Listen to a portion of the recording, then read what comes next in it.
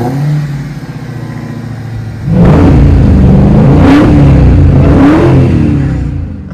everybody, what's going on? Today I have a video of this absolutely gorgeous 2023 Dodge Challenger Hellcat. It's my first Hellcat I've ever done a video of. I've been searching and searching to find one that I think would be the best color and that everybody would like. And here we have a beautiful white on black with the gloss black wheels, 807 horsepower. What else could you ask for? Now, I had to get a video of the 2023 because it's being discontinued, which is really, really sad to see, but here it is. Like I said, white exterior, and your two keys here. You have your red key. The red key unlocks all 807 horsepower, and the black key limits it to, I believe, around 400 horsepower, which is still pretty insane, but this is the one that most people will be using. But today, we're gonna be using the red one. Does have remote start. Just press that lock button and then press the lock button, remote start button twice.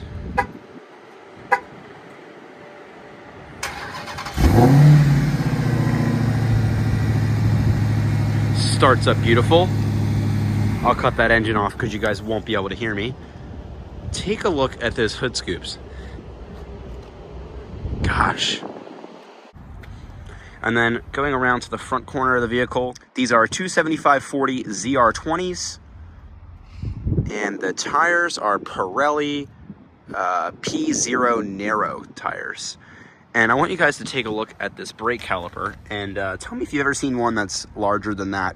That's pretty absurd. And do have a black wheel, fully alloy, SRT in the center, and then your little Hellcat right here. Walking up to the Challenger, it does have smart key access. Press that button, it locks the vehicle. Just grab behind the door handle and the car unlocks. It does have frameless windows, so you'll see when you open the door, it'll come down. Always like that. A lot of cars don't have that feature, and a lot of people really like the frameless windows. It looks pretty cool. Here's your interior, black leather with Alcantara inserts and SRT embroidered on the leather. Look at the bolsters on these seats. I mean, it's pretty insane. Kind of surprising, you get a manual backrest of the seat. Power front and power lumbar, but kind of strange to see a manual backrest. The only thinking I have as to why it's manual is because the backseat passengers is probably easier than, you know, holding the power seat control, but you have a lever here to let somebody in. So I don't really understand why Dodge would have done that. But there's your interior on the door panel. Fully leather, very soft. And then some more Alcantara. Could be suede. It looks like Alcantara. You have your aluminum pedals, SRT on the mats, and then your gorgeous steering wheel. Let's go and step inside.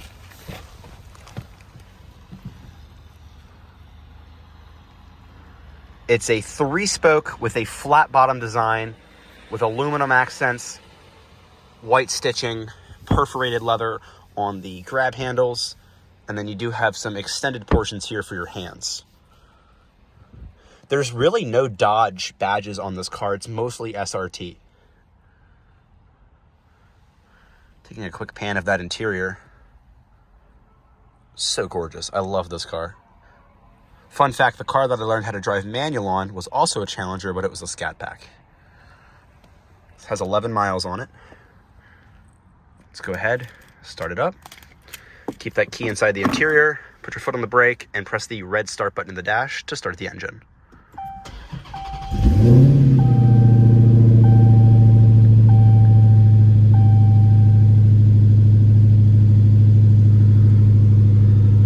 We'll give it some time to warm up, but just listen to that engine come to life. I love the red backlit gauges too. Those are really cool. And in most cars, your speedometer goes up to 140, 150. This car goes up to 200 because this car is capable of reaching 200 miles an hour.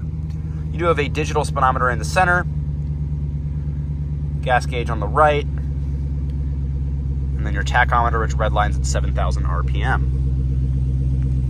Like I mentioned with that steering wheel, 3-spoke leather wrapped. paddle shifters on the back of the wheel. They feel very sturdy. I like how they feel. And then on the steering wheel controls, you have your cruise control. It is adaptive cruise control, phone controls, and channel controls. You can also adjust the sensitivity of the adaptive cruise control of how close you want it to get to the car in front of you. Has a automatic transmission with manual mode.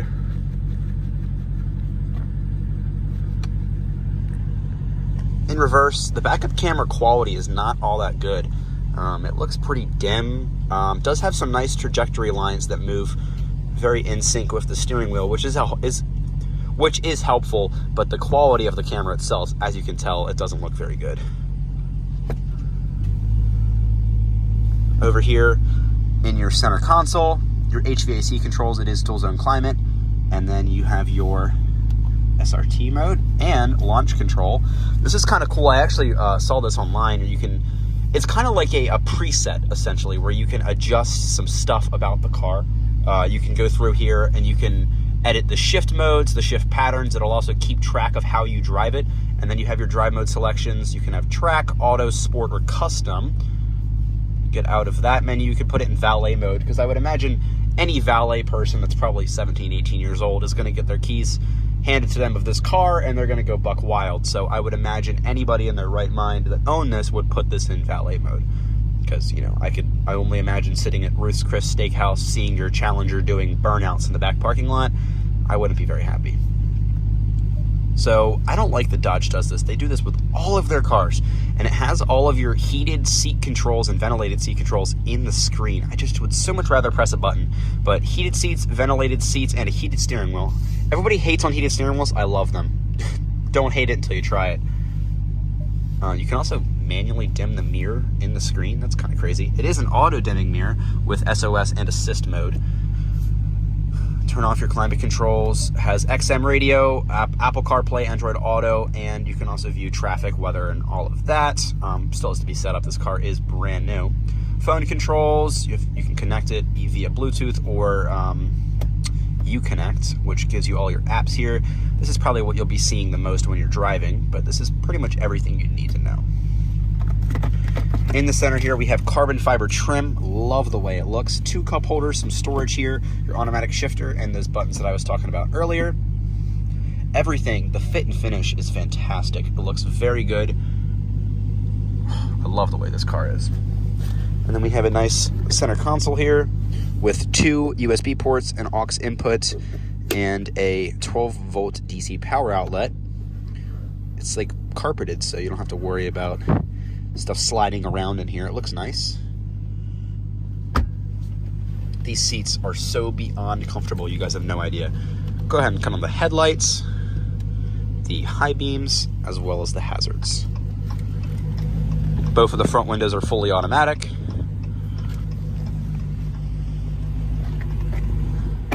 And then the other thing is that this car's a little outdated. For 2023 technology and 2023 styling, this car looks more 2012-ish. And it came out in 2008 or 9, I believe, and it saw a pretty major refresh in 2013 or 14. Could have been 15. 15 was the year that Dodge finally gave in and launched the Hellcat. Dodge had been fighting with their corporate team for so long to get a Hellcat competitor for the Camaro ZL1 and the Mustang GT500, but Dodge kept denying it, and they finally caved in 2015, and now look where we are. This car is incredible. Along the rear, you have full LED lights across the entire car. Listen to that exhaust note. I'm a solid 6 feet away from it. You can still hear it. Your Dodge lettering on the back. Dual exhaust. Love those taillights. Go ahead and pop the trunk.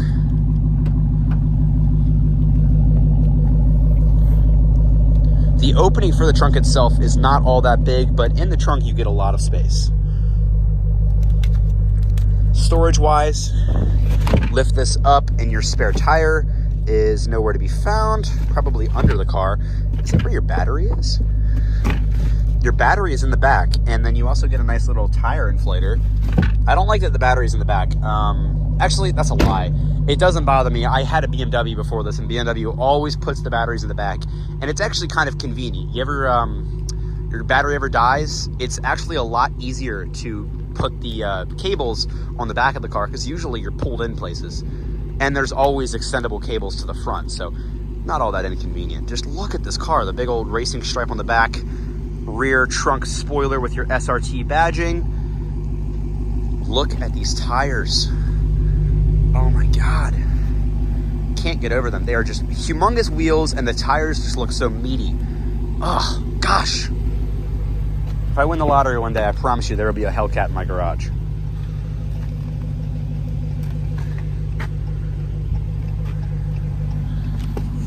Into the passenger seat of our Challenger. I say R because it makes me feel better about myself not being able to afford one of these. 12-volt power outlet here. Some storage for maybe some Tic Tacs or a pen. I don't really know what the purpose of this is. Owner's manual, Uconnect information, and some personal stuff about the car. As well as the storage of the glove box. It's pretty good. I like that you have this little deck up here where you can put some stuff that you don't have to worry about rolling around. Air vents for the front passengers. We've already done a pretty good pano of this interior, but you do get some sunglass holders up here, garage HomeLink map lights, and then visor. Oh, it passes the visor test, and it gets an extra point because it has this little extendable portion. Look at that. The sunroof did not want to close. Sorry, sunglass holder did not want to close. That's kind of all there is to the front passenger area. It's a pretty small car on the inside. That's a pretty far back driving position, so I don't want to use this as a example, but you can tell there's basically no room back here. It is very comfortable. I'll give Dodge, they have very comfortable seats. You really sink into them. And they're very grippy in the front. The seats, the bolsters are incredible. 2 cup holders here. Rear air vents, storage pockets. And then you have some speakers back here. No storage, it appears. Yeah, no storage. Let's see if it'll let me out.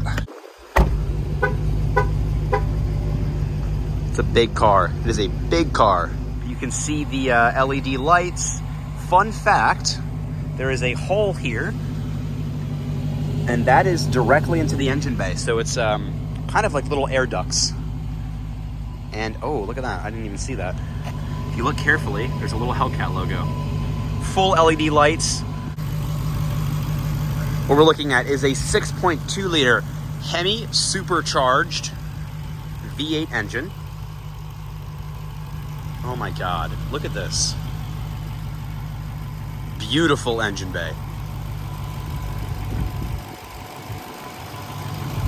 I like how everything's basically a different color. It looks so presentable. The Hellcat Red Eye produces 807 brake horsepower and 707 pound-feet of torque at 4,500 RPM. Looking at the sticker underneath the engine bay, you can see the assemble location and the date.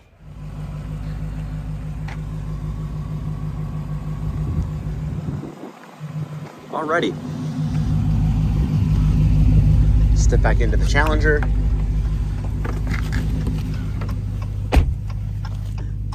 Very loud hazards.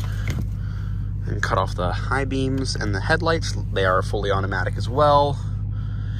And ladies and gentlemen, what you've all been waiting for. Here we go.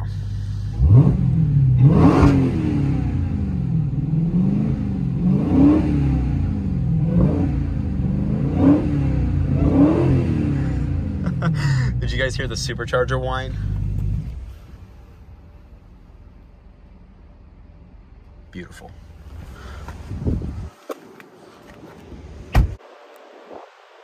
Alrighty, everybody, that's going to conclude our full in-depth tour, walk around startup, and all of the features you have to know about the 2023 Dodge Challenger Hellcat. Thanks so much for watching.